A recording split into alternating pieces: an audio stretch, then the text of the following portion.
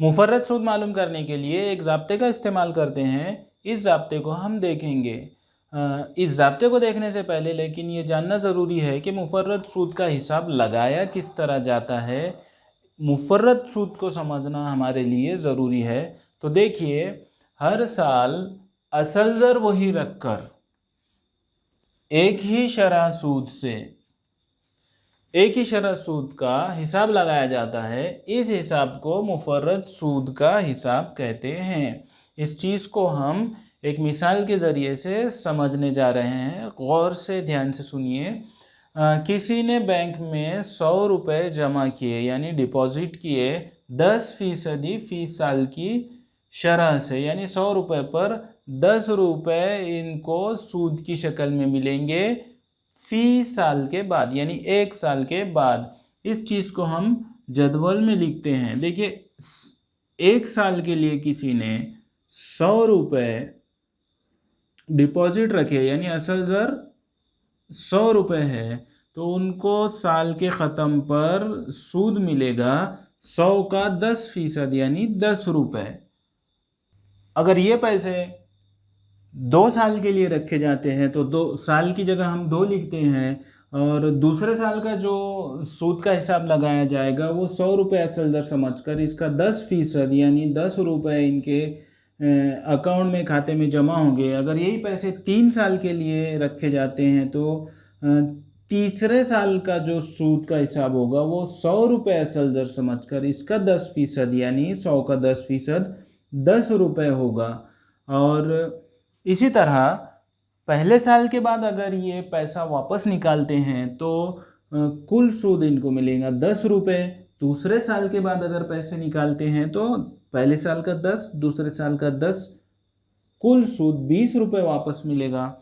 तीसरे साल के बाद अगर पैसा वापस निकालते हैं तो ये 10, 20 और ये कुल सूद मिलेगा 30 रुपये इनको वापस। और कुल ज़र है, इनको जो पैसा वापस मिलेगा कुल, वो सूद जमा असल ज़र है। अब असल ज़र हमारे पास 100 है और सूद पहले साल का अगर अलग अलग हिसाब लगाते हैं तो कुल सूद 10 रुपये बना, तो पहले साल इनको वापस पैसे निकालने पर 110 रुपये मिलेंगे। दूसरे साल पैसे वापस निकालने पर 100 रुपये असल ज़र और कुल सूद इनका 20 रुपये है, तो 100 जमा 20 यानी 120 रुपये, 120 रुपये इनको कुल मिलेंगे। और अगर तीसरे साल ये पैसा वापस निकालते हैं तो 100 रुपये असल ज़र और 30 रुपये सूद, इस तरह 130 रुपये वापस मिलेंगे। इस तरह का जो हिसाब होता है ये सूद मुफर्रद कहा जाता है। इसी को एक छोटी सी मिसाल के ज़रिए हम समझते हैं। किसी ने 100 रुपये असल ज़र बैंक में जमा किए, 1 साल होने के बाद 10% फी साल की शरह से 100 रुपये का 10% यानी 10 रुपये मिलेंगे। 2 साल अगर रखे हैं तो दूसरे साल के 10 रुपये मिलेंगे। दूसरे साल के अगर 3 साल रखे हैं तो ये तीसरे साल के 10 रुपये इनको सूद में मिलेंगे। तो इस तरह कुल जो सूद मिलेगा 3 साल के बाद 10, 20 और ये 30 रुपये मिलेगा। अगर 3 साल के बाद वापस निकालते हैं तो असल ज़र इनका सरमाया 100 रुपये और उसमें जमा सूद कुल 130 रुपये, इस तरह इनको सूद मिलेगा। और ये जो सूद है ये सूद मुफर्रद है।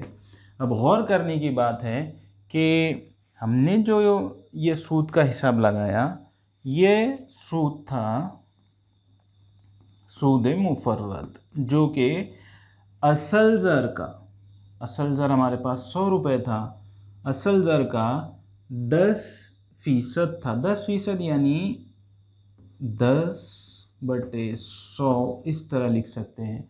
और 100 का 10% यानी 100 ज़रब 10/100 हम इस तरह लिख सकते हैं। अगर हम इस हासिल शुदा मसावत को ये दूसरी उमूमी मिसाल में अगर हम जोड़े जम करें तो असल ज़र यहाँ पर अलीफ़ है, तो 100 की जगह हम यहाँ पर अलीफ़ लिखते हैं, क्योंकि पिछली मिसाल में 100 असल ज़र था, यहाँ पर असल ज़र अलीफ़ है, तो 100 की जगह अलीफ़, ज़रब की जगह ज़रब। अब ये जो 10 है ये शरह थी, तो 10 की जगह मैं शरह का शीन लिखता हूँ और बटा 100। यानी उमूमन अगर हम ज़ाब्ते की तलाश करें तो ये जो सूद मुफर्रद है, मैं सूद मुफर्रद को सीन लिखता हूँ, सीन मसावी अलीफ़ ज़रब शीन बटा 100। इस तरह हमारा ये ज़ाब्ता हासिल होगा 1 साल के लिए। लेकिन अगर 1 साल से ज़्यादा मुद्दत हो मीम, तो इसके लिए मीम मुद्दत के लिए जो सूद होगा वो मीम ज़रब सीन होगा। तो यहाँ पर मीम की जगह मीम और सीन की जगह मैं अब इसका उमूमी ज़ाब्ता लिखता हूँ, मीम शीन, ये शीन ज़रब अलीफ़ बटे 100। जब हम ज़रब करेंगे तो ये सभी के नसब नुमा में आ जाएगा। तो मुद्दत मीम के लिए अगर सूद मुफर्रद मालूम करना है तो इसका ज़ाब्ता होगा अलीफ़ ज़रब शीन ज़रब मीम बटे 100।